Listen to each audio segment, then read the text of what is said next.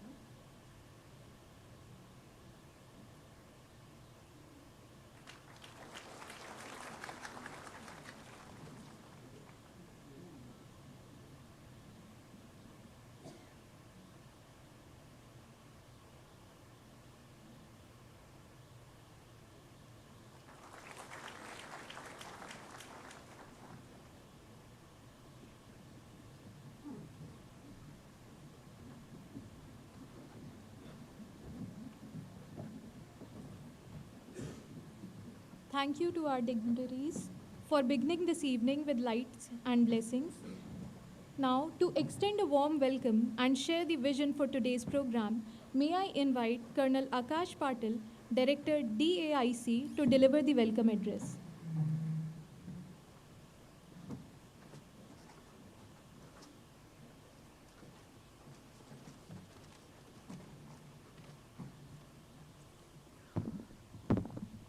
Namaskar, Jai Hind. Most respected Honorable Chief Justice of India, Shri Justice B.R. Gavai, Honorable Justice Surya, Judge of the Supreme Court of India, Executive Chairman NALSA, and Chief Patron of this event, which is CLEA, Learned Attorney General for India, Dr. Venkatramani, all the sitting Supreme Court judges, the judges from the High Court, presidents, vice presidents of the Bar Association, advocates, most importantly, students. It is my honor on behalf of Dr. Ambedkar International Center to warmly welcome you all this evening for the prestigious, I should say, Padma Bhushan Dr. N.R. Madhava Menon Memorial Lecture. As a center under Ministry of Social Justice and Empowerment, this center was built to nurture research, dialogue, and reflection on the constitutional ideals of justice, liberty, equality, and fraternity. The center serves as a platform for dialogue, academic engagement, and dissemination of ideas in alignment with the vision of Baba Saheb Ambedkar. Its mission is to foster social justice, promote inclusive and sustainable development, and encourage research. This evening is especially meaningful with the presence of two stalwarts of our judiciary. We are privileged to welcome Honorable Chief Justice of India, whose gracious presence here, I should mention for the third time, is both an honor and a testament to the conversation DIC seeks to foster. Thank you so much, sir. I also warmly welcome Honorable Justice Surya, Judge of Supreme Court of India, Executive Chairman of NALSA, and the Chief Patron of CLEA. Sir, your vision in expanding access to justice and strengthening legal aid echoes Baba Saheb's dream of an inclusive India. On behalf of DIC, I thank all the distinguished guests who are here. The students are still coming in and the hall is jam-packed, sir. This was the intention of DIC to host the memorial lecture. I assure you all that DIC would continue with utmost zeal and dedication the charter that has been given to us. Once again, a very warm welcome. Namaskar.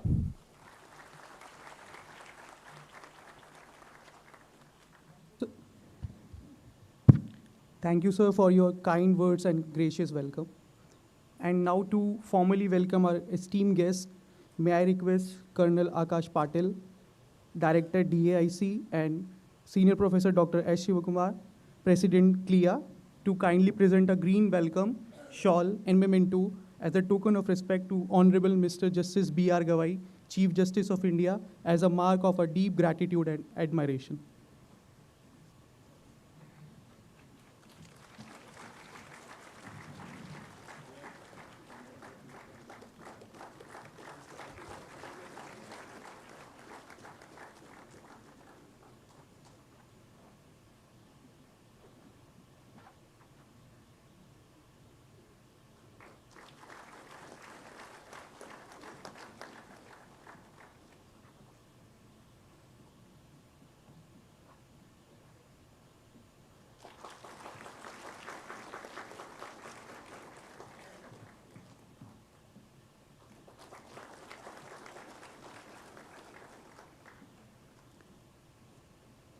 May I now request, sir, to present a token of honor to Honorable Mr. Justice Surya Kant, Judge, Supreme Court of India, and Executive Chairman NALSA, as a gesture of our heartfelt appreciation.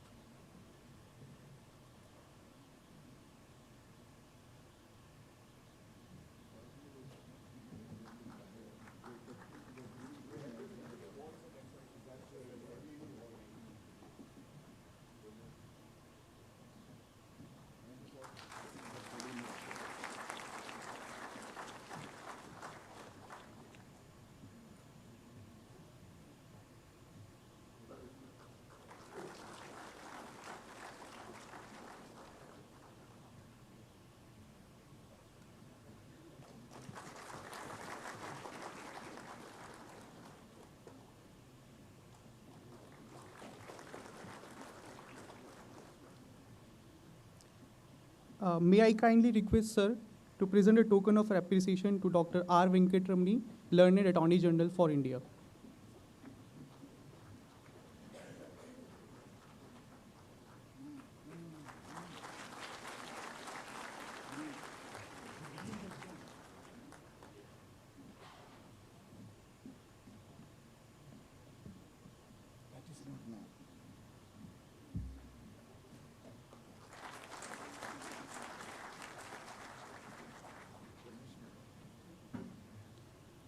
We also have amongst us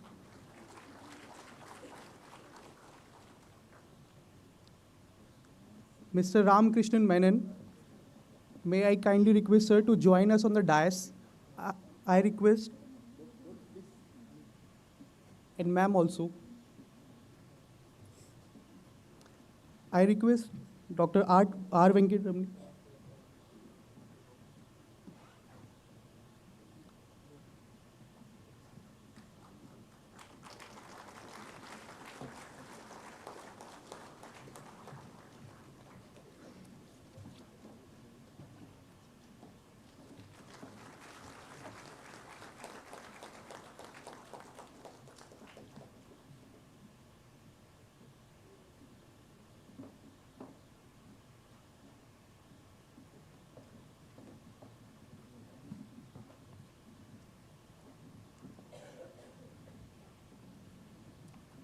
Thank you, sir.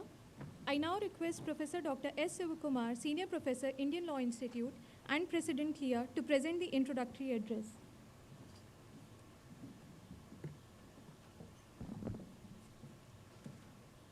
Honorable Chief Justice of India, Mr. Justice B.R. Gavai, Honorable Justice Mr. Justice Surya Kant, Judge, Supreme Court of India, and Chief Patron, CLEA, and Executive Chairman, NALSA, Learned Attorney General for India, Dr. R. Venkatramani,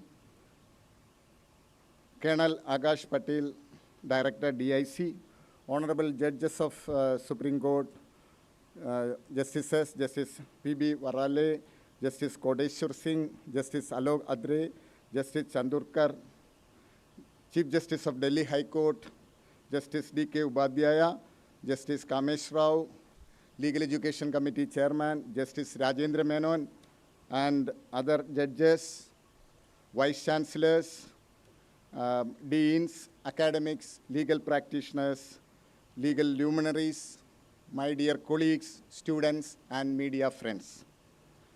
It is my proud honor to welcome again, as well as to deliver this introductory address.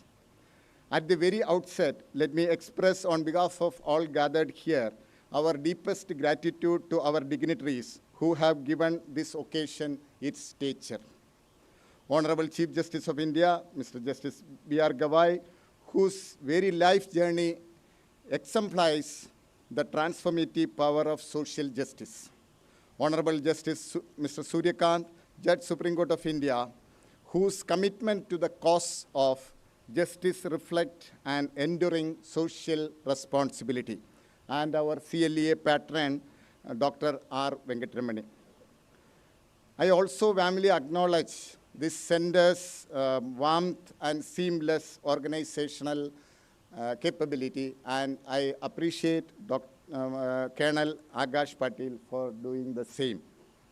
And Professor Menon's family, who I have remained in close contact, and I feel as though they were my own family. Today, his son, Mr. Ramakrishna Menon, and his daughter-in-law, Ms. Anu Menon, have graciously joined us, reminding us that Professor Menon's ideals were never abstract, but rooted in relationship, care, and community. We gather here not merely to remember a pioneer, but to carry forward his vision. Professor N.R. Madhava Menon gave us more than institutions. He gave us a philosophy, one that placed justice before prestige, community before conformity, and conscience before convenience. He believed that law must travel beyond books and reach the lives it claims to protect. For me, this moment is deeply personal. My association with Commonwealth Legal Education Association was because of Professor Menon. He served as its past president, bringing India's perspective into the heart of international debates on legal education. As CLEA's current president, I feel the weight of carrying forward that legacy and to stand here in continuity with his work is deeply humbling. Though I was not his direct student, I dare to claim humbly the privilege of being his closest disciple. Professor Menon is often called the father of modern legal education, but those words captures only part of his legacy. He was an architect of institution, National Law School, the National Judicial Academy, MILAT, but even more, he was an architect of ideas and ideals. We remember him as an institution builder, Padma Bhushan awardee, and more importantly, mentor to generations of lawyers and judges, as well as the law teachers. Beyond institutions and ideals, there are also moments that connect us to people in ways words cannot fully explain. For me, Professor Menon's legacy is not only professional, but also deeply personal. Professor Menon shared his birthday, 4th May, with my biological father, a coincidence that I consider more a chance, a reminder of divine bond with social justice and socially committed work. His vision continues to inspire not only the legal fraternity, but also those who see justice as a way of life. This memorial lecture, we planned for quite long, and we took that inspired from Hon'ble lectures in UK, which since 1949 have become a living tradition of public legal thought. We want to make it this also a same line. I extend my deepest thanks to our publishers. We have, Professor Menon was very particular. Whenever we are doing something, we have to be documentation. 3 books we have published: Sustainability and Subsistence, forwarded by Honorable Chief Justice of India. The first article written by Justice Surya, then Disaster Management Laws in India, forwarded by Honorable Justice Surya. Then Law and Justice, forwarded by Dr. R. Venkatramani, Learned Attorney General for India. We thank Mr. Gauri Shankar Nadeshan, and the entire team is present here. Thank you very much for your presence. As we look ahead to 2047, the centenary of independence, and building on the foundation of Professor Menon laid, I believe the path ahead requires to focus on 5 imperatives of legal research and justice education in India. Firstly, justice must remain the soul of legal education. Second, we must embrace technology and innovation. Third, our scholarship must be both global and interdisciplinary. Fourthly, the legal education must stay rooted in access and service. And finally, learning must be lifelong and inclusive. These imperatives are not distinct ideals. They are actionable direction that can and must shape our law school, our profession, and our institution in the years to come. Professor Menon's spirit, let us also remember that every reform in legal education is ultimately a reform in justice itself. He showed us that a single committed educator can ignite a revolution in how a nation thinks about law and imagines justice. On this hopeful note, let us pledge to make legal and justice education at 2047 not just a theme for discussion, but the mission to accomplish. The first lecture is going to deliver by Honorable Justice. He may make this agenda very clear before us. Thank you, Lordship, for accepting this.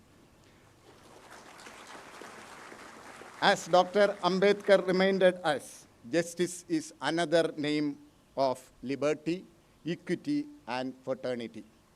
Professor Menon made legal education and research are its custodian. Thank you.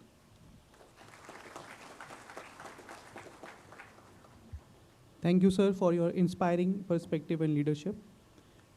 It is my honor to invite Dr. R. Venkatramani, Learned Attorney General for India, to share reflections on the enduring impact of Professor Dr. N.R. Madhava Menon, whose vision transformed Indian legal education. 50 years ago, destiny brought me into that noble company of Professor Madhava Menon. Having regard to my long journey with him, and having known him so personally through his deep engagement and committed engagement to legal education, I take this opportunity of thanking Honorable the Chief Justice and Justice Surya for being with us here today. When I said 50 years, probably I am one of the oldest students of Professor Menon here, gray-haired with a lot of reflections, memories, events, and how the journey of legal education in our country. And one wonders if the conception of a 5-year law school and the Bangalore National Law University and its execution with all those tiresome exertions involved in execution of a law school experiment, if it had not happened, I wonder whether legal education in our country would have probably remained different. It had become different only, if I say so, because of that wonderful single experiment where a visionary thought that there's a need for converting legal education into justice education.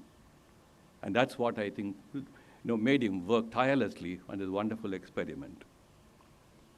So the life of Professor Madhava Menon is a great book of teachings, vision, values, dedication, and integrity.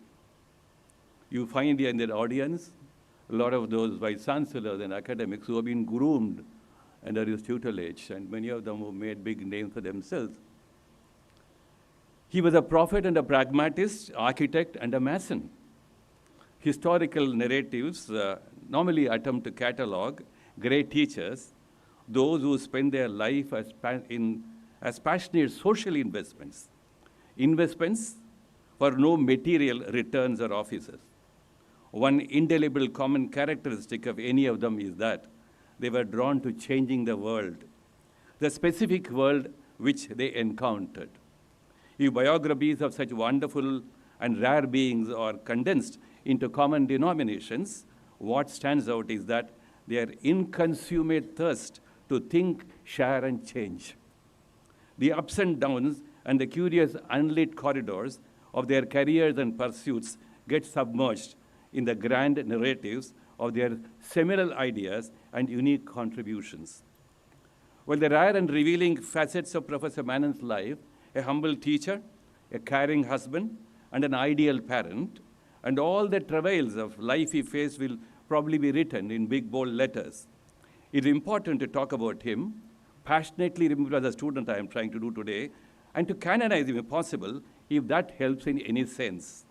For all that he has done for legal education, justice education, colossal institution building, grooming a long line of promising teachers of the current generation, and building bridges between law, teaching, judicial institution, judges, and governments. The idea of writing about such remarkable and unique persons is not to stop with mere epitaphs, but to plant into public consciousness and memory that the moral and social relevance of lives of such wonderful beings. I'm so happy students are in big number available here today evening. It's commonly believed that Professor Menon's position in the Bar Council of India Trust in the early 80s was instrumental in his launching the great National Law School in Bangalore. But many not knew that the seeds of those challenging ideas and the dreams were sown when he was called upon to head a little-known infant institution, the Government Law College, Pondicherry, where I studied. As one of his students there, fortunate to have enjoyed the sweep of his intellect and the restless quest towards radical visions of legal education, I can recollect several days and occasions which revealed his deep engagement and glimpses of laborious motions of a pedagogic rebel. I remember being asked by him to read in the second year of my 3-year law course, The Pedagogy of the Oppressed, written by Paulo Freire. Though much of the book went beyond my brain at that time, I was reading some other big books in philosophy, I could gather the burning persuasions of his mind to inject new meanings, new directions, and egalitarian thrust to legal education. The irrelevance of the prevailing forms of legal education to justice, to social justice, and to community demands was a great conversation of his mind into which he drew all those who were willing to be consumed by his fervor. But he did all that quietly and without public display of exhibition and attention-seeking. The young and never-dying command of his mind was what it was then in the year 1997, as it was a few months ago before it breathed this last. By 1986, when the Bar Council of India Trust was set up under his leadership, the soil was ready and the tillage complete for the setting up of the National Law School, Bangalore. When he declined a second term at the head of the Bangalore Law School, it goes to the credit of Jyoti Basu, the veteran public figure, the then Chief Minister of West Bengal, to invite Professor Menon to build a second law university in Calcutta. True to the promise of the Chief Minister of no political interference, the University of Juridical Sciences in Calcutta became yet another grand march into changing the landscape of legal education in India. All these chronicles deserve to be written in bold letters. With him, with Professor Menon, law schools became research and development laboratories. It's a pity that large number of law colleges and university departments were comfortably away from these experiments. Today, there exists spaces of excellence and large deserts of average equipments of law colleges. Professor Menon's mind was alive to this, and to this subject of lack of excellence in large parts of legal education, he always paid careful attention. The first few years of Bangalore Law School were great lessons in institution building.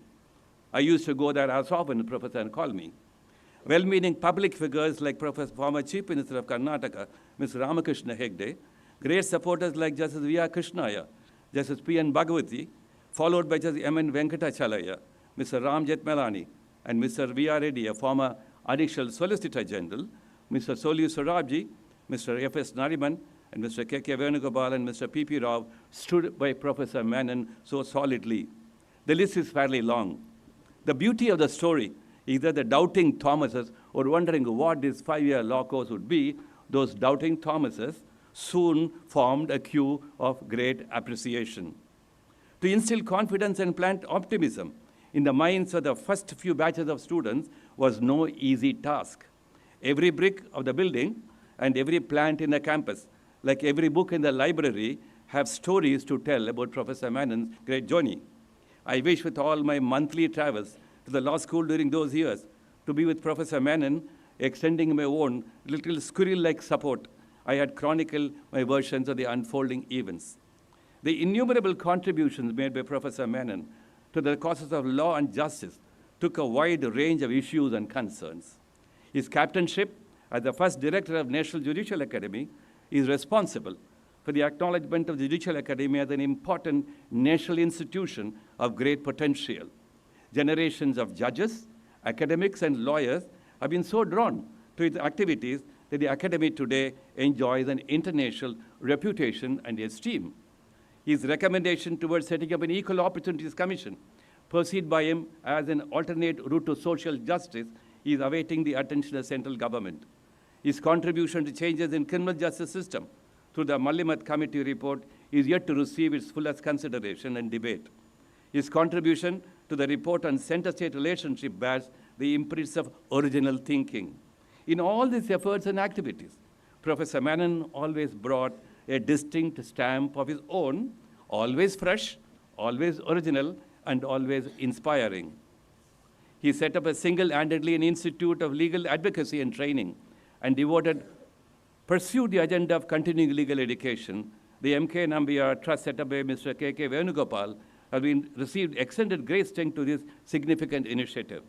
The Global Alliance for Justice Education, an international gathering of legal academics, is proud to have Professor Menon as their leading guide. While we remember Professor Menon today, and we should continue to do it for long, we cannot be in default by not acknowledging the great sacrifices of Mrs. Rama Menon. I can say with a good deal of personal knowledge that she made his life what he really wanted to be.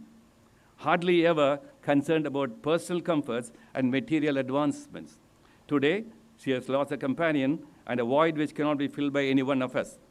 The time Professor Menon spent for the community and in recent years for the cause of continuing legal education has taken a huge toll on his death, as I personally know about it. The nation's gain is one way. In one way, is a supreme personal loss for his family. All students, teachers, and judges and friends will do well to place their due appreciation to the life spent by Mrs. Menon as a great companion to a remarkable human being. Whenever I get an occasion to talk about Professor Menon, I do get passionate and emotional, and that's part of my great journey with him. Thank you for your attention today evening. Thank you so much, sir, for your heartfelt and thoughtful words. We now move forward for the formal book release of the 3 books. To introduce the first book, Sustainability and Subsistence, Legal Strategies for a Green Planet, I request Mr. Gauri Shankar Nathesan, CEO, South Shore Innovations Private Limited, to kindly introduce the book.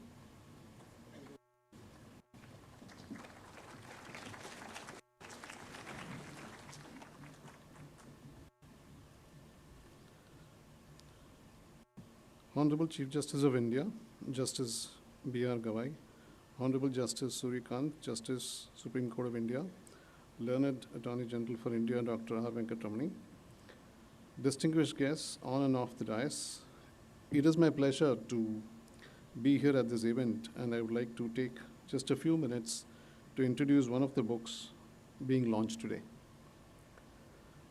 Sustainability and Subsistence, Legal Strategies for a Green Planet, edited by Dr. Shiv Kumar, and published by us, that is Thomson Reuters. It marks over 50 years since the landmark Stockholm Declaration, which first placed the environment on a global legal and political agenda.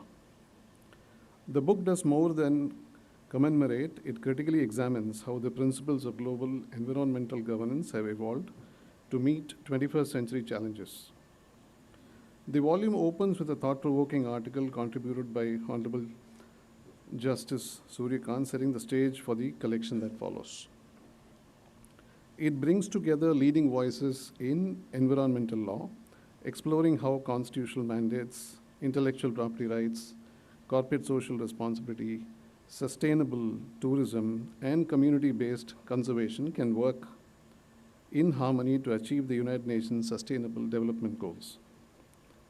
The collection is a forward-looking, blending theory with practice. It is a resource not only for scholars and practitioners, but also for policymakers and communities striving for a greener, more equitable planet. I now request Mr. Salman Kasmi, student convener CLEA, to join me in handing over the book copy to Honorable Justice, Chief Justice of India, Justice B.R. Gavai, and to Honorable Justice Surya. Thank you.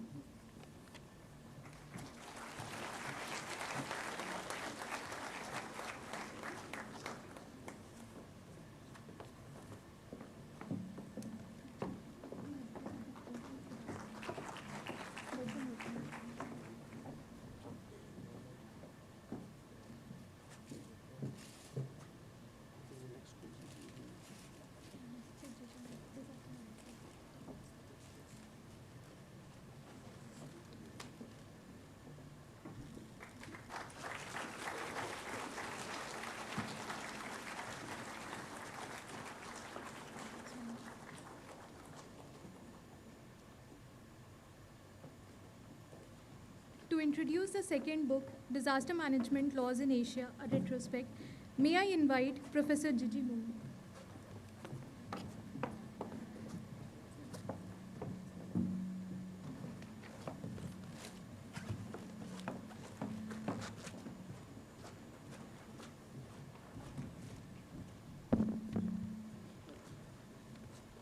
Good evening, Honorable Chief Justice of India, Justice B.I. Gavai, Honorable Justice Surya, sir, Judge, Supreme Court of India, other dignitaries on the dais. It's my pleasure to introduce the book, Disaster Management Laws in India, a retrospect, forwarded by Honorable Mr. Justice Surya, sir, Judge, Supreme Court of India.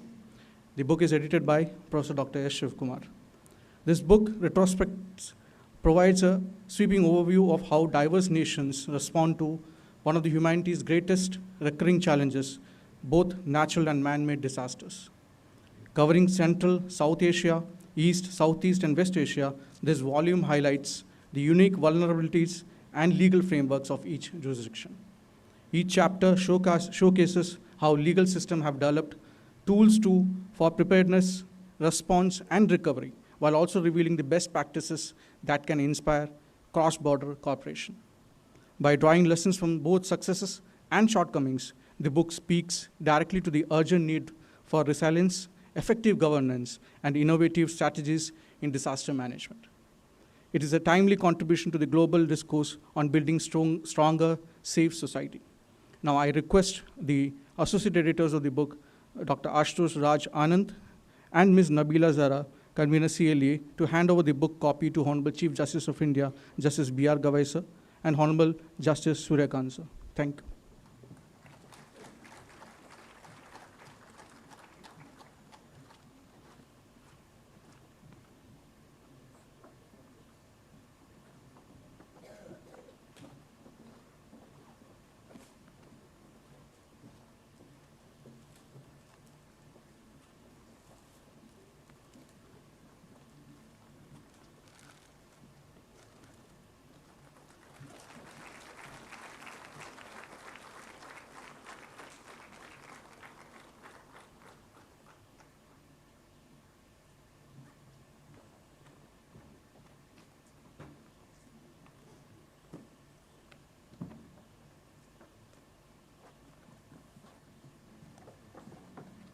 The third book, Law and Society During and Post-COVID Pandemic, will be introduced by Professor Dr. Girish Ambedkar.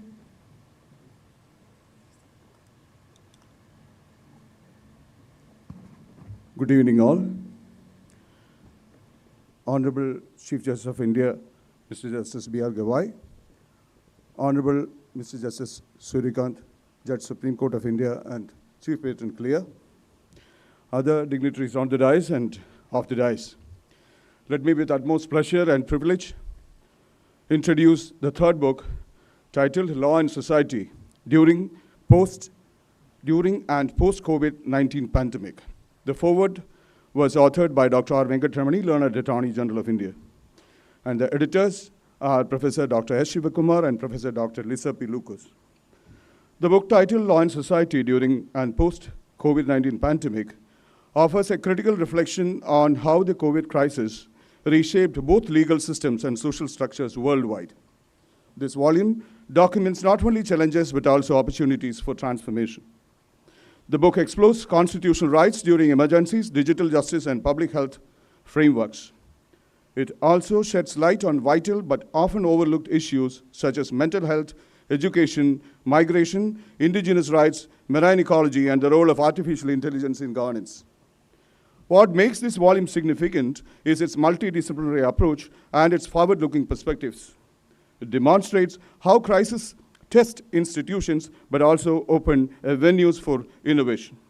I now request one of the editors of the book, Professor Dr. Lisa P. Lucas, Professor of Law and Director, Legal Aid, Guru Gobind Indraprastha University, and Ms. Afreen Afshar Alam, Doctoral Scholar, Indian Law Institute, to hand over the copy of the book to Honorable Chief Justice of India, Justice B.R. Gavai, and to Honorable Justice Surya. Thank you.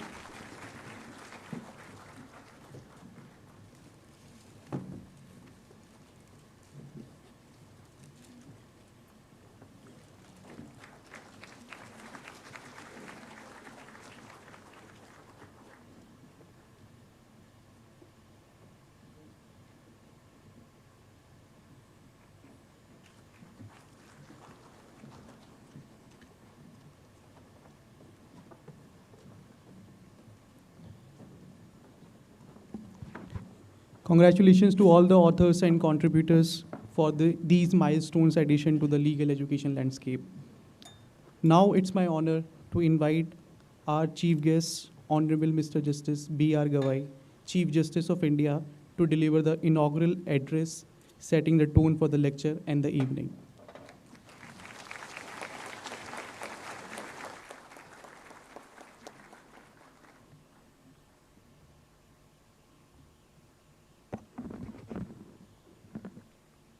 My esteemed colleague, Honorable Justice Surya, the Judge Supreme Court of India and Executive Chairman of NALSA, my esteemed colleagues from the Supreme Court present here,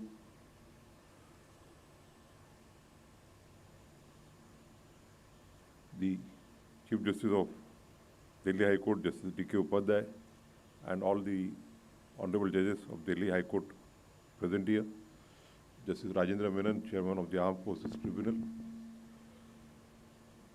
Shri R. Venkatramani, the Learned Attorney General for India, and all the Learned Additional Solicitor Generals present, Professor Dr. Shivakumar, Senior Professor of the Indian Law Institute, and President of CLEA and the member of the 21st Law Commission of India, Colonel Akash Patil, Mr. Gauri Shankar Natesan, Mr. Vipin Nair, the President of SCORA, Shri Nikhil Jain, and the other office bearers, Ms. Ruchi Sharma, Joint General Secretary of CLEA, Ms. Nabila Zehra, Convener CLEA, the family members of Professor Madhava Menon, Mr. Salman Kasmi, Student Convener of CLEA, the distinguished members of the bar. I see quite a few Vice Chancellors, the members of the faculty, and above all, the dear students present here in large number.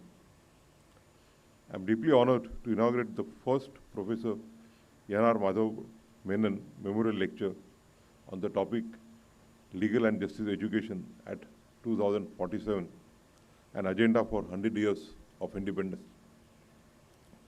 First of all, I thank the Commonwealth Legal Education Association and Dr. Ambedkar International Center for conceptualizing and organizing this memorial lecture series in honor of Professor Madhava Menon. The person in memory in the lecture, the topic chosen, and the partnership between the CLEA and the DAIC in hosting this event are significant. It reflects our collective resolve to ensure that legal education has a meaningful purpose. Like many of you, I have been influenced by the life and work of Professor Menon. He was more than an academician who personified the famous Roscoe Pound's theory of lawyer as a social engineer and saw legal education as a powerful instrument of social transformation. Before his seminal reforms, legal education was often seen as a secondary pursuit. Professor Menon changed that permanently. His introduction of a 5-year integrated law program and the National Law School model revolutionized legal education. It professionalized the study of law, building an ecosystem that nurtured integrated learning alongside social sciences. Due to the multiple roles law plays in the development of modern societies, Professor Menon established model institutions such as SIU Bangalore and the NUJS Kolkata. His futuristic approach further led to the creation of 27 national law universities all over India, which have been gradually democratizing legal education. As an academician, jurist, and reformer, he shaped criminal justice, higher education, and judicial training. Widely honored, including with Padma Shri in 2003, Professor Menon's scholarship and institution building continues to inspire all of us. As we look ahead to the centenary of India's independence in 2047, this lecture series carries forward his legacy, inviting us to reimagine the role of legal and justice education in building an inclusive, equitable, and forward-looking society. It compels us to ask a few pertinent questions. What kind of legal professionals India will need when it completes 100 years of independence? What changes must be adopted by the education institutions in mentoring and nurturing legal scholars? We must answer these questions. In my view, legal education is not merely about producing professionals for the bar and the bench. It is also about cultivating citizens who are committed to the ideas of liberty, equality, and fraternity. Thus, our journey towards 2047 must be rooted in the foundation principles that have, over time, guided the evolution of legal education, which include professional skills, social justice, technological advancement, and a steadfast commitment to the ideals of the Constitution. The agenda for our legal education, thus, must be built on these pillars. We must confront with honesty and urgency the issue of accessibility to law and legal education. For far too long, geographical, economic, and linguistic barriers have acted as formidable obstacles, keeping marginalized and vulnerable citizens distant from our courts and legal institutions. In many parts of the country, the nearest court or law school remains physically out of reach, creating a justice gap for those living in rural and remote areas. Economic disadvantages often means that even when legal remedies exist, they remain unaffordable to those who need them the most. Linguistic exclusion, too, has perpetuated alienation, with legal education and proceedings dominated by languages unfamiliar to large sections of our people. If law is to be truly a tool of empowerment, then dismantling these barriers is essential. We must reimagine legal education by expanding its reach through technology, promoting instructions in regional languages, strengthening legal aid, and creating pathways for first-generation lawyers. Only by doing so can we ensure that access to law and justice becomes not a privilege of a few, but a lived reality for every citizen of the Republic of India. Equally vital is the question of ethics in legal education. It is without doubt far more challenging to inculcate ethics than to teach legal doctrines. While doctrines equip students with technical competence, it is ethical morality that shapes their values and guides their conduct throughout their professional lives. Ethical education pushes students to transcend the narrow inquiry of what is the law and to engage with the larger and more demanding questions of what should be the law in the light of the constitutional values. Law schools, therefore, carry a profound responsibility to cultivate in every student a deep-seated impact and respect for our constitutional ideals. They must embed in their pedagogy the understanding that law is not merely a profession, but a vocation of public service grounded in justice and human dignity. This requires more than classroom lectures. It demands experimental learning, robust mentoring, exposure to legal aid, and active engagement with communities at the margins. By grappling with real-life struggles for justice, students begin to appreciate the moral purpose of the law and the ethical obligations of those who practice it. If we succeed in this, we will nurture not only skilled advocates and jurists, but also leaders of conscience who see the law as an instrument for social transformation.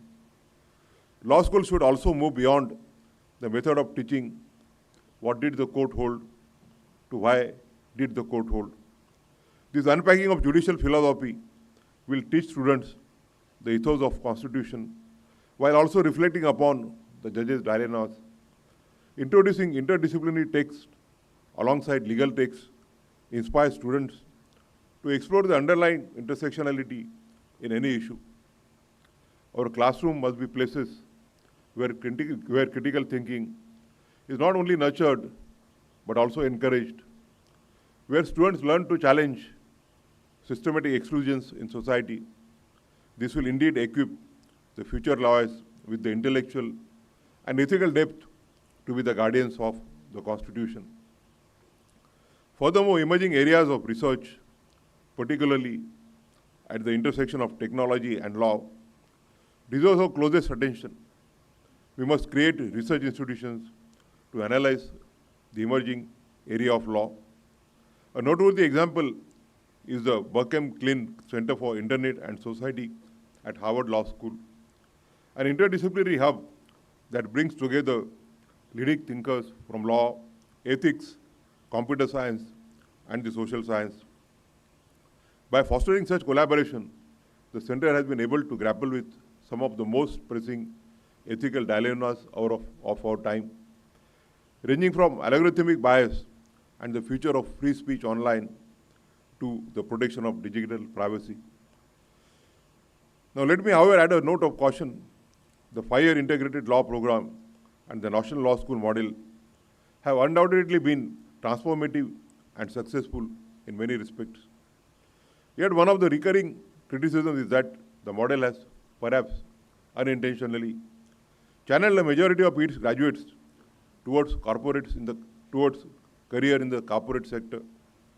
While it is true that the corporate world needs highly skilled lawyers, our society also requires legal professionals who are equipped to address global challenges and committed to bringing about social change. Legal education must not confine itself to producing technologically proficient lawyers alone. It must encourage young minds to engage with the pressing issues of our times, to confront the realities of inequality, conflict, and democratic fragility.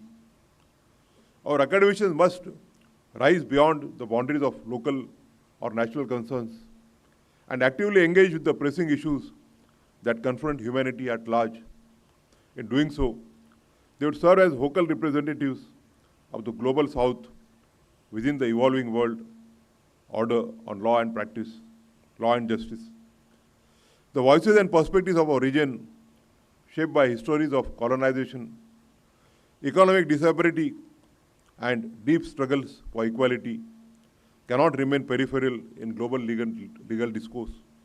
Instead, they must influence how the world understands and responds to questions of human rights, environmental sustainability, technology regulation, migration, and peace. I wish to emphasize the critical role of academic research, for it is a quality research that directly enriches the quality of teaching and, in turn, the overall standard of legal education. After all, the true power of legal professional lies not merely in knowing the law, but in using that knowledge to uphold justice, to protect democracy, and stand unflinchingly for the constitutional values at the times of trial. That, I believe, should be the ultimate goal of our legal education. I also commend the organizers for also combining this lecture with a book launch, as ideas shared in such forums must reach wider audiences and continue to inspire. These 3 volumes being released today, Sustainability and Subsistence, Legal Strategies for a Green Planet, edited by Professor Dr. Shiv Kumar, Disaster Management Laws in Asia, a retrospect, again edited by Professor Dr. S. Shiv Kumar, and Law and Society, during and post-COVID pandemic, edited by Professor Dr. S. Shiv Kumar and Professor Dr. Lisa P. Lucose, collective examine some of the most pressing challenges facing Asia and the world at large. From environmental sustainability and disaster preparedness to the social and legal upheavals triggered by the COVID-19 pandemic, these works reflect how law must continuously respond to the global crisis while remaining anchored in principles of justice and human welfare. I'm sure that today's lecture by my esteemed colleague, Justice Surya Kant, will help shape a roadmap for legal and justice education that is visionary yet grounded, futuristic yet faithful to our constitutional commitments. Let us take inspiration from Professor Menon's pioneering spirit and dedicate ourselves to ensuring that by 2047, India's legal education system stands as a model for the world, deeply democratic, socially just, and globally engaged. I once again thank the organizers for giving me an opportunity. Thank you very much.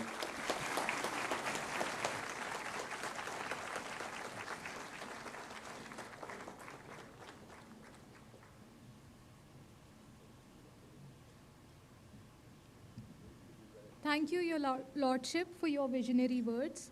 We now commence and proceed with the first Professor N.R. Madhava Menon Memorial Lecture on the theme Legal and Justice Education at 2047, an agenda for 100 years of independence. It is my utmost honor to invite Honorable Mr. Justice Surya Kant, Judge, Supreme Court of India, Executive Chairman, NALSA, and Chief Patron, CLEA, to kindly deliver the lecture.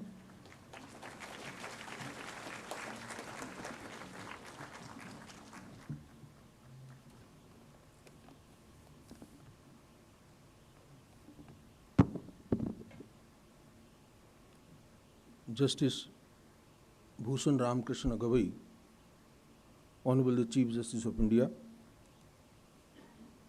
my esteemed colleagues, Honorable Judges from the Supreme Court of India,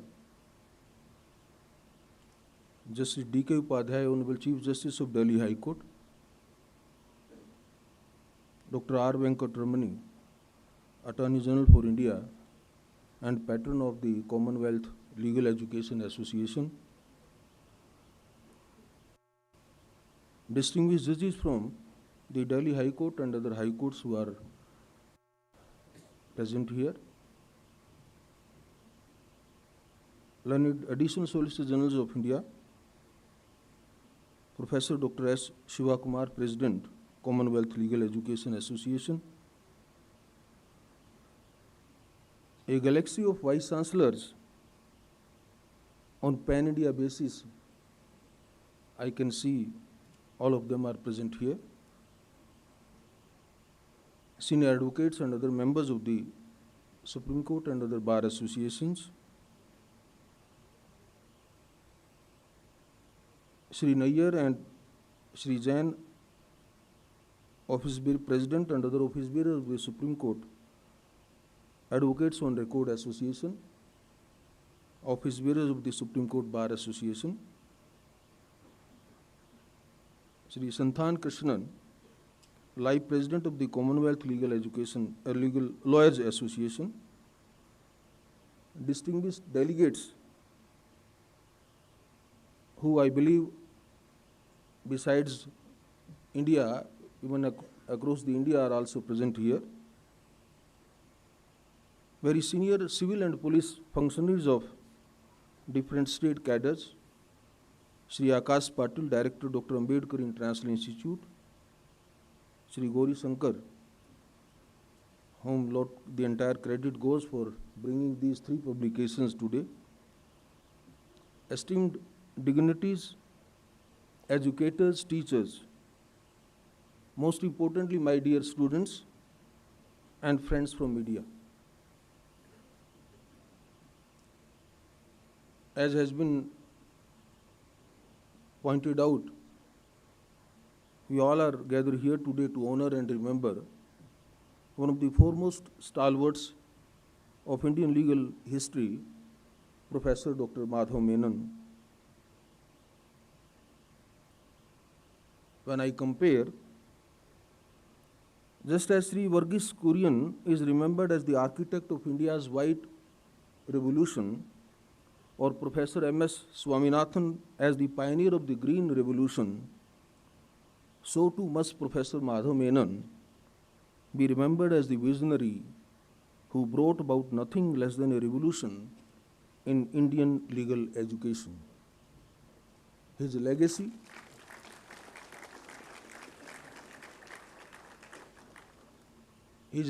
is not merely of building certain institutions, but of generations inspired and of a profession reimagined in service of justice and democracy.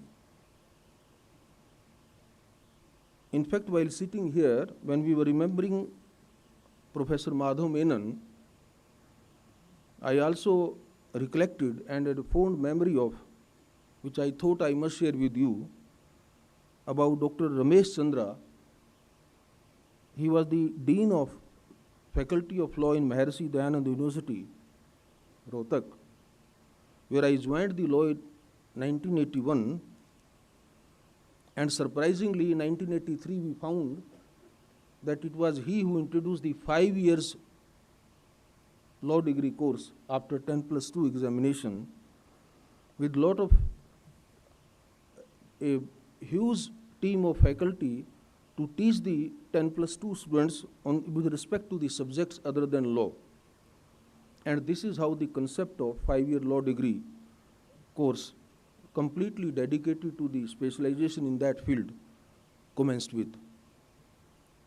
But of course, as we know, and the learned Attorney General has already pointed out very eloquently, that Professor Madhava Menon will always be remembered, but of course not only for being the first Vice Chancellor of the National University at Bangalore, or for establishing the second National University in Calcutta, or the first founder, Director of the National Judicial Academy, but as I proceed further, to me, we must remember him, as I said, for reimagining the legal service for the cause of justice and democracy.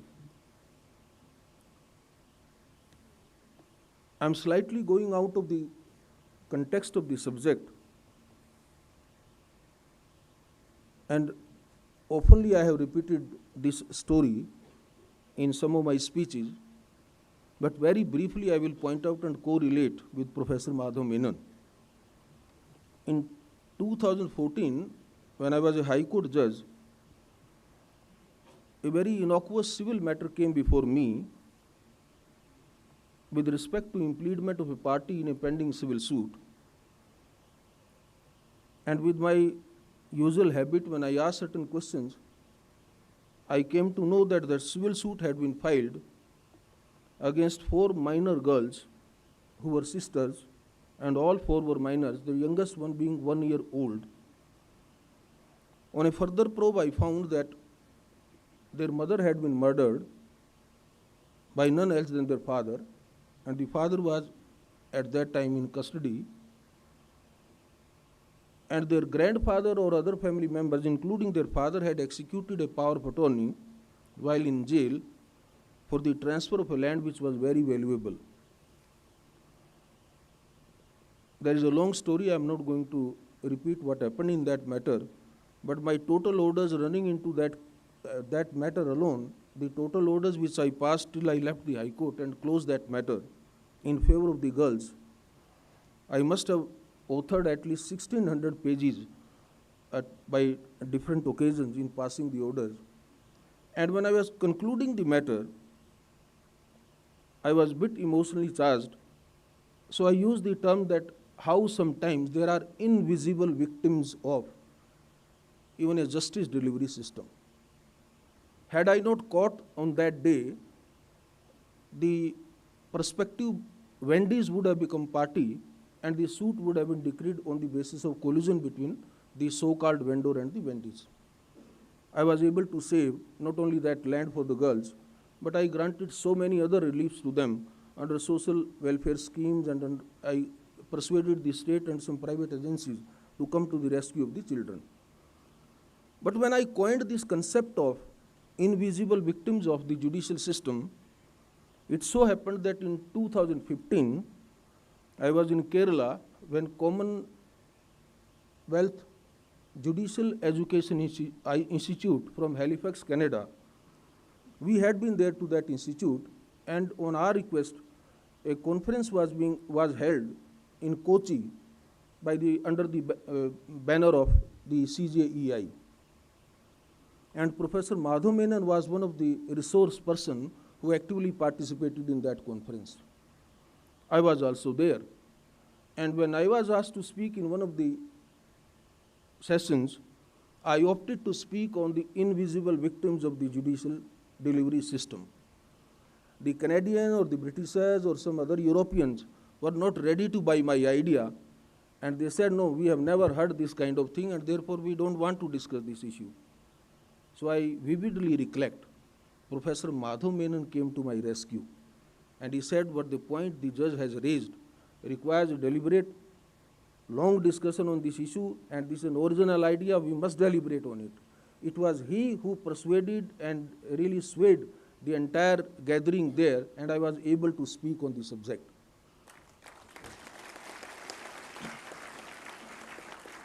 So that was my first interaction with Professor Madhava Menon. After that, fortunately, I had several occasions at different platforms where I could interact with him, could seek his guidance. And I maintained that professional relationship, and as a great teacher, seeking his advice and guidance from time to time, that all those fond memories, maybe that I will share on some subsequent occasion, knowing the time constraints today. Because of this background, I feel immensely pleasure, and it gives me a very deep satisfaction to be here with all of you in this evening to deliver the first Professor Madhava Menon Memorial Lecture honoring such a legend. I found myself reflecting on what subject could be most worthy of an occasion such as this, and then I thought that the most befitting to the towering stature of Professor Madhava Menon would be that I should speak what must be the next century of legal and justice education look like, and in what ways can it shape India's journey as we move towards 2047. Now, before I proceed, I would like to take this opportunity to compliment the organizers of this far-sighted and unique gathering, the Commonwealth Legal Education Association, for bringing us together to deliberate on such a very vital theme. I equally extend my heartfelt commendations to Honorable the Chief Justice of India and the learned Attorney General and other honorable judges from the Supreme Court and the High Court, the Honorable Chief Justice, for their insightful joining, and of course the contribution which learned Attorney General and Honorable Chief Justice have already made. Just briefly recapitulating the legacy of Professor Menon, I believe that such an occasion demands each of us pause to reflect in our own way on what Professor Menon's legacy truly means. For me, this memorial lecture is not merely about recalling an individual, but about engaging in the enduring questions he posed. Questions about the nature of legal education, its social purpose, and its role in strengthening our democracy. Undoubtedly, Professor Menon's legacy is immense. However, I do not intend to speak today about the monuments to Professor Menon's greatness that we see all around, which has already been highlighted by the learned Attorney General and Honorable Chief Justice of India. In my opinion, the true genius of Professor Menon lays elsewhere. That is, in his deep recognition of the fundamental nature of legal education. From the very outset, he understood that legal education is not a private commodity to be consumed, but a public good to be nurtured. That unlike other branches of higher learning, the study of law cannot be divorced from its social purpose. Legal education is at its core an instrument of justice, and it's unconscionable to swear it from the social welfare underpinnings, even its most theoretical forms. He carried this belief with him to every institution he set up or fostered, and in every curriculum he created. He often reminded us, and rightly so, that law graduates are not mere holders of degree. They are social engineers in the truest sense. It is no surprise that Professor Menon became in every sense of term, and I fondly call him as teacher of teachers. Generations of jurists, lawyers, academics, and judges, including myself, have felt the ripple of his vast influence, whether directly through his classrooms and institutions or indirectly through the reformist spirit he infused into legal education. Many of Professor Menon's own disciples and students, some of whom were present and just briefly met me when I was entering this auditorium, stand at the helm of our national university. Many of them are right now vice chancellors and leading the prominent law schools. Yet, as we honor his memory today, we must also reflect honestly. While Professor Menon's ideas remains inspirational, many of the systemic challenges he sought to overcome still persist. Our national law universities, please forgive me, the vice chancellors are here, once paragons of meritocracy and innovation, now face critical first faculty shortages. The dream of community-oriented lawyering and gram knowledge, these were the original ideas of Professor Menon, that's why I'm quoting. The dreams of community-oriented lawyering and gram knowledge remains largely unrealized, and the high cost of legal education increasingly limits access to a privileged few, hampering the true inclusivity. Honorable CJI also remarked on it. So what should be the legal education in 2047? As I move to the core of my address, I candidly acknowledge that I have been tasked with imagining the future of Indian legal education, which is a fascinating and profound exercise. To frame my thoughts in this regard, allow me to draw up the wisdom of James Madison, and one of the great architects of constitutional democracy, and he very beautifully said, and I quote, knowledge will forever govern ignorance. Knowledge will forever govern ignorance, and a people who mean to be their own governors must arm themselves with the power which knowledge gives. These words carry special significance for us in the Indian context, for the momentous shift of 15th August 1947 was far more than a ceremonial milestone. It was the beginning of a profound transformation, a transition from colonial subjugation to self-governance, and with it came a solemn responsibility, a duty to be informed, conscious, and upright citizens. It is this duty that underscores the very purpose of education in a democracy, to equip every citizen not merely with knowledge, but with the wisdom to wield it for the collective good. When we turn our attention specifically to legal education, the question becomes all the more critical.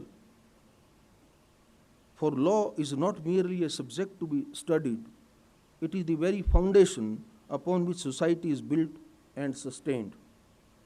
Today, therefore, I wish to structure my reflections around three fundamental pillars, three essential areas of reform and innovation that may be embraced if we are to carry forward Professor Menon's legacy and realize its full promise as India celebrates its 100th eve of independence, 2047. The first pillar is modernizing the legal education. The first pillar concerns the true modernization of legal training in India, not a superficial rebranding, but a fundamental shift in how we teach, what we teach, and why we teach it. While time constraints, of course, are there that I will not be able to explain very exhaustively, but allow me to set out an illustrative list, a starting point to provoke thought and action. First point, moving beyond school. First and foremost, we must abandon the outdated conceptualization of law universities as glorified high schools, rote learning, standardized written examinations that rarely probe analytical thinking, and an excessive emphasis on perfect attendance. All relics of a schooling mindset totally ill-suited to institutions tasked with shaping the guardians of constitutional values and justice. Law is not a collection of memorized statutes. It's a living, breathing framework of principles that must be understood in context, applied with reasoning, and argued with clarity. Second, interdisciplinary approaches. We must integrate interdisciplinary learning into the very fabric of legal education. Law does not exist in a vacuum, nor can it be understood in isolated from the social, economic, and technological forces that shape the law. Professor Menon's integrated law courses were birthed to address exactly this challenge. But the question is, have we succeeded? I see curriculum in law schools today treating subjects like economics, sociology, data science, or environmental studies merely as peripheral at best. A future-ready lawyer should not only know the text of his statute, but he also understands the economic rationale behind market regulations, the technological infrastructure that enables digital contracts, or the social realities that frame questions of inequality and climate justice. That is why I today fondly remember Professor Ramesh Chandra, as I said, who had really had the vision of introducing these subjects as not only compulsory subjects, but the main course of the 5-year law degree course at that time. The third point is digital first pedagogy. Legal education must embrace a digital-first pedagogy not as a matter of convenience, but as a vital necessity for the future of justice. We can no longer afford to bury our heads in the sand, relying solely on age-old tomes and traditional methods of teaching. In today's world, every aspect of legal practice is increasingly intertwined with technology, and yet too many law schools continue to cling to outdated academic approaches, ignoring the powerful new tools that are already transforming the profession. The next aspect is of the student's perspective. Fortunately, large-scale students are sitting here. It is no longer sufficient to merely conduct research through dusty physical law reports or rely on handwritten notes. Our dear students must be proficient in navigating digital databases, deploying AI-based tools, e-filing systems, and advanced data analysis tools that allow them to manage complex digital evidence. I say so because from the perspective of educators and administrators, technology offers opportunities to remove systemic barriers, making expensive commentaries, essential journals, and high-quality e-courses accessible to every institution, regardless of size or its resources. It enables dynamic, hybrid classrooms where remote lectures, interactive stimulations, and online moot courts become a norm, not a luxury. In this way, digital infrastructure must not only serve convenience, but actively democratize education, ensuring equitable access to knowledge and reducing the urban-rural divide in legal learning. The goal is clear: to equip every law graduate not simply to survive in a digital ecosystem, but to excel in it, while ensuring that technology serves justice rather than replacing its human spirit. Let AI schedule hearings, but let compassion govern proceedings. Let software find precedents, but let conscience find proportion. In 2047, the machine may assist, but the human must answer it. Let us therefore appreciate that modernizing legal education means anticipating the future and preparing our students to meet it head-on. It is about blending timeless constitutional principles with subjects that reflect the urgent challenges of our age. We must train the mind to think critically, analytically, and creatively, while ensuring the hands are skilled in the tools of the 21st century professionals. The second pillar, this was the first pillar. Second pillar, which Professor Menon would have visualized today, is on values and justice-oriented training. Moving to the second pillar of my reflections, I will now delve into the true nature of legal education, something that Professor Menon rightly recognized from the very beginning.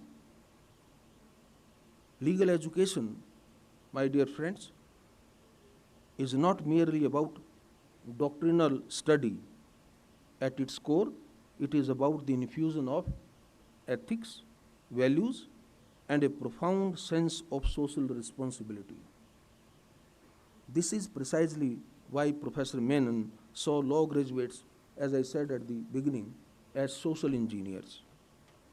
But unfortunately, somewhere along the way, we have forgotten that simple yet profound truth, that the study of law must never be carried out in ivory towers, detached from the real struggles of society.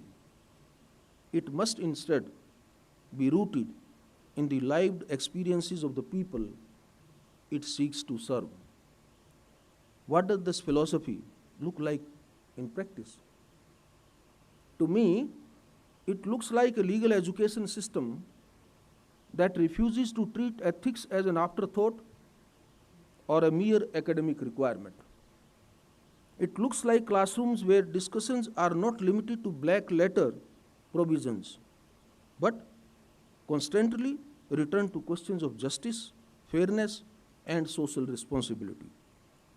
Where corporate law is not taught simply as memorizing the Companies Act, but as grappling with the ethics and ethical duties of business in protecting labor laws, labor rights, contractual labors, safeguarding the environment, and ensuring social accountability. Where property law is not merely about ownership rights, but about understanding the profound human impact of, say, like land acquisition or sealing laws on the poorest class of the citizens.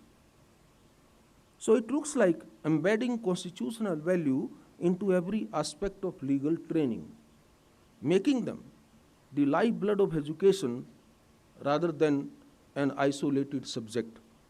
The Constitution of India, as we know, is an aged treatise for first-year students to skim and shall. It is a living document, a constant moral compass. Every case, every statute, every principle must be taught with reference to its implications for dignity, equality, and socio-economic justice. Law students must therefore be encouraged to move beyond memorization simpliciter, and instead they should cultivate a habit of critical inquiry. Why does this provision exist? You can ask from any statute, why this provision exists? Whom does it serve? And whom does it leave behind? How does this judgment reflect or depart from the constitutional promise of liberty, equality, and fraternity? So it must look like service, mandatory, structured, and meaningful. The true classroom for a law student is not confined to moot court, competitions, or textbook case studies.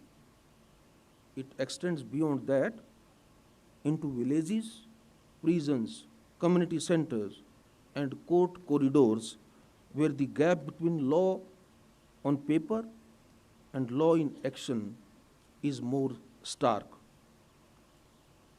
Legal aid clinics must be established in all law schools as an indispensable and compulsory part of every law school's curriculum, not treated as an optional checkbox or a line to embellish a CV.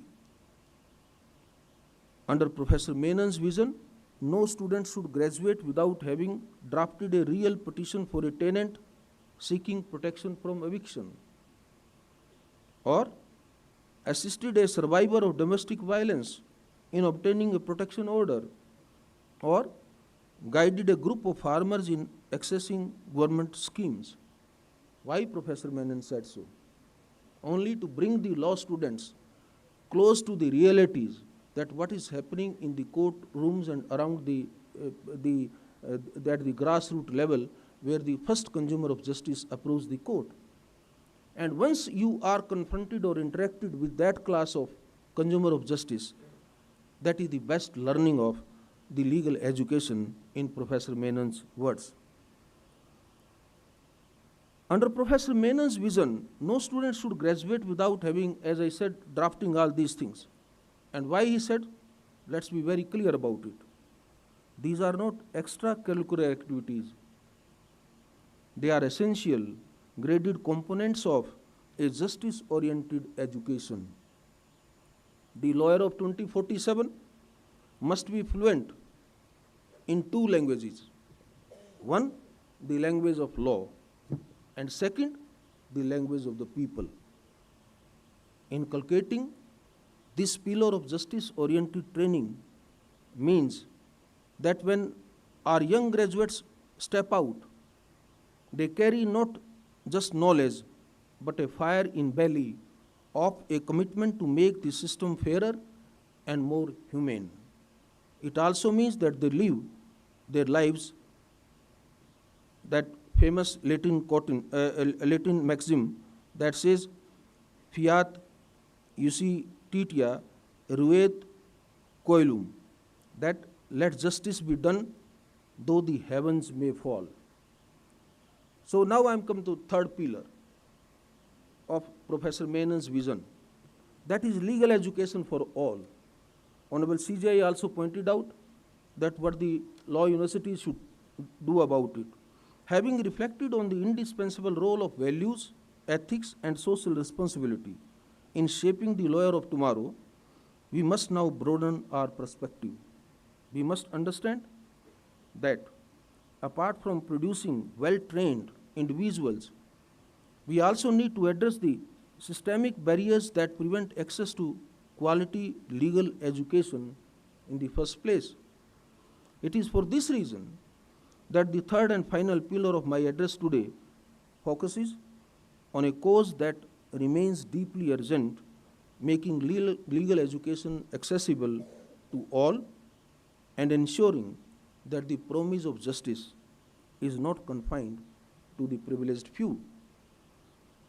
What was once envisioned as a revolutionary model of inclusivity, constitutional education has nowadays in many respects begun to fracture into system increasingly out of reach for the vast majority of aspiring students. National law universities, which were conceived as centers of excellence and meritocratic opportunity, now face a troubling reality, with chronic shortage of permanent faculty who opt for the role by choice and not by chance. Barring a few, many of these universities struggle to maintain academic rigor or foster a culture of sustained intellectual inquiry. Meanwhile, the cost of attending even the most reputed law schools is also making the dream of legal education unaffordable for countless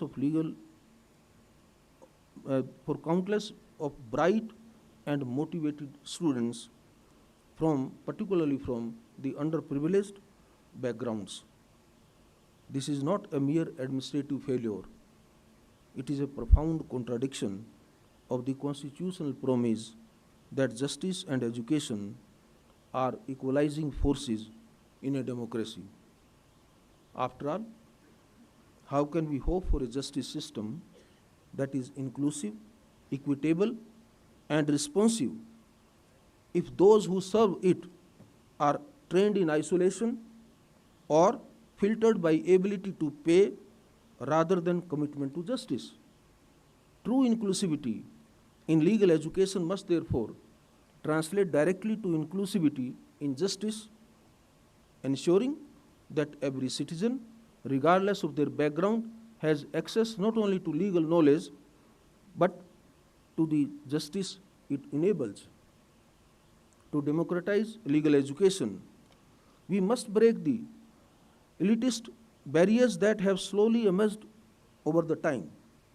Top law schools must no longer remain isolated centers of excellence, but actively mentor and collaborate with regional universities and law colleges, sharing faculty and resources to raise academic standards across the board.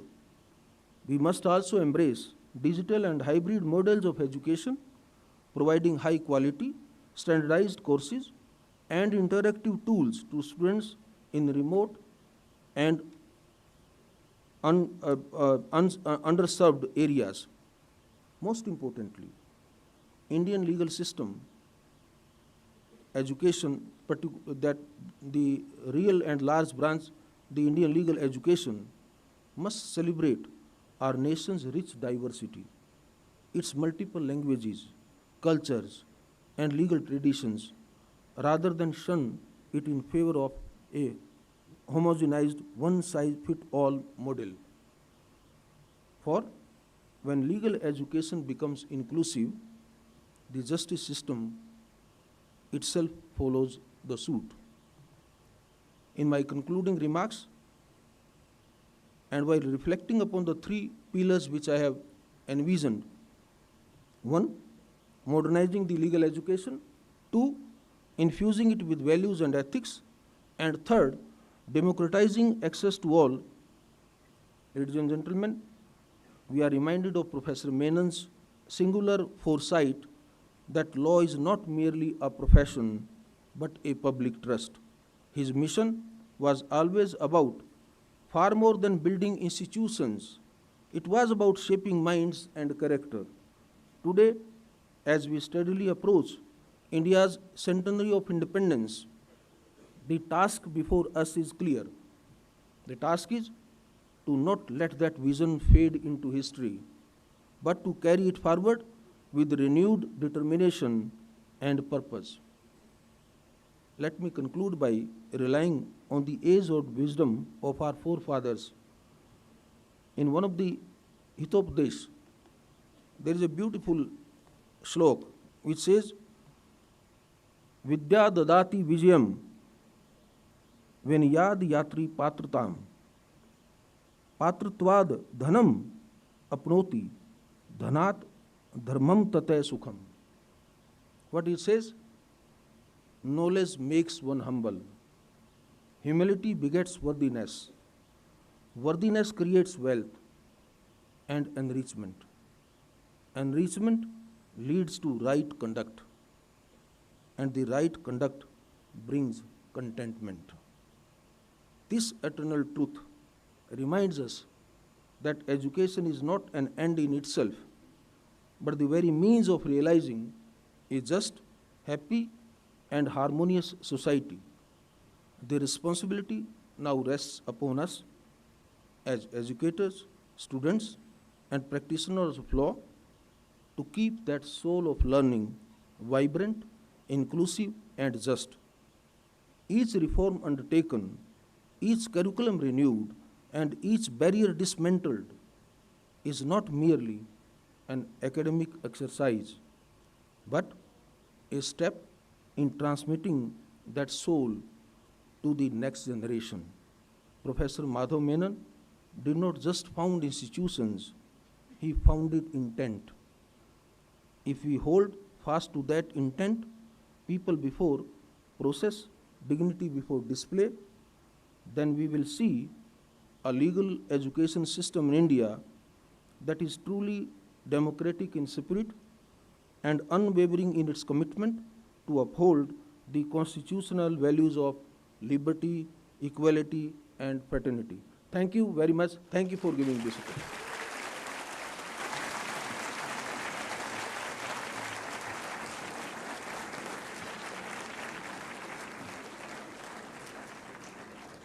Thank you, Your Lordship, for your inspiring lecture. Now, to express gratitude and conclude the proceedings, we invite Ms. Ruchi Sharma D, Joint General Secretary, CLEA, to deliver the vote of thanks.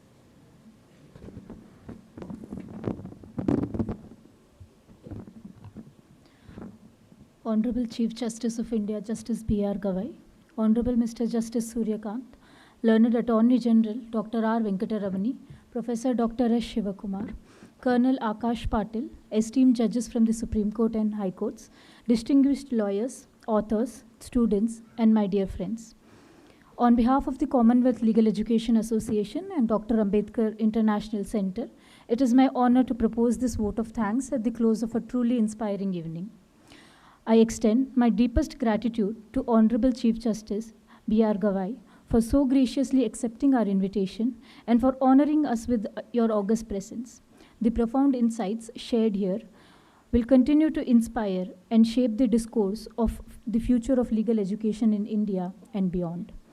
I extend my deepest and heartfelt gratitude to our CLEA Chief Patron, Honorable Mr. Justice Surya Kant, for delivering the first Professor Dr. N.R. Madhava Menon Memorial Lecture, a lecture that will remain a guiding beacon for all of us as we imagine the future of legal and justice education. It carried both the weight of Professor Menon's legacy and the promise of India's centenary of independence in 2047. CLEA could not have asked for a stronger guiding spirit than Justice Surya Kant, whose leadership continued to bind our mission with a rare blend of constitutional depth and human empathy. Thank you, sir, for so kindly accepting our invitation and to deliver this lecture and for gracing us with your wisdom. We are also deeply honored with the support of our patron, the Learned Attorney General for India, Dr. R. Venkataramani. their reflections today reminded us that Professor Menon's legacy is not frozen in past, but alive in our present challenges. This vote of thanks would be incomplete without acknowledging the exemplary leadership of Colonel Akash Patil, Director of the Dr. Ambedkar International Center, and the gracious hospitality and support of his entire team, including Ms. Shruti Sakral, Research Associate at DAEC. This hall is not merely a venue, it is a living reminder of Dr. Ambedkar's vision of equality, fraternity, and justice.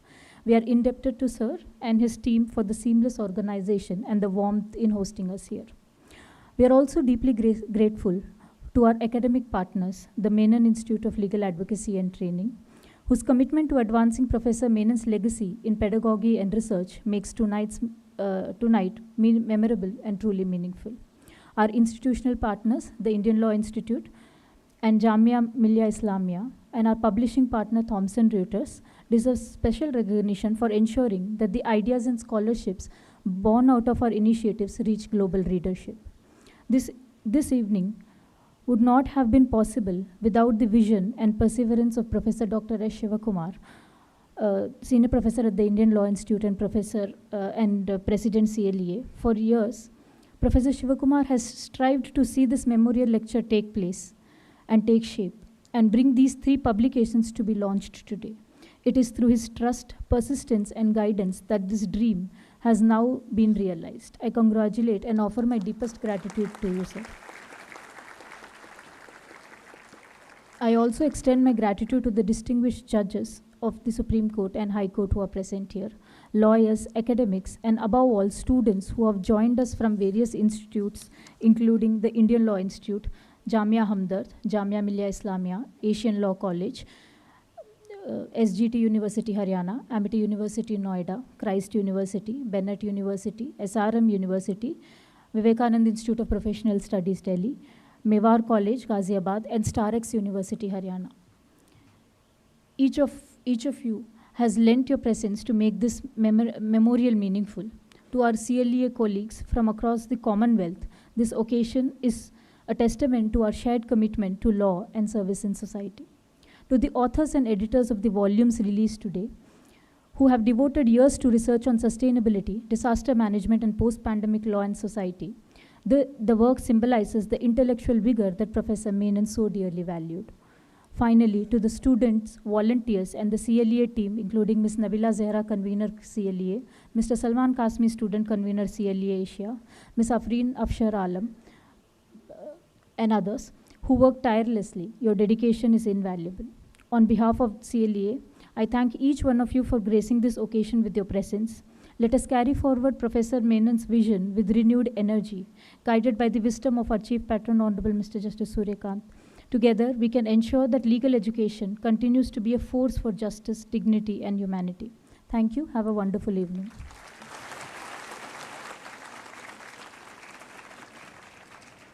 Thank you, Ms. Ruchi, for your words of appreciation and for concluding this evening. I request all the Vice Chancellors and the authors of the 3 books to kindly move to first floor, Shravasti Hall, to receive a complimentary copy of the books. And I request the students to kindly move outside for the snacks.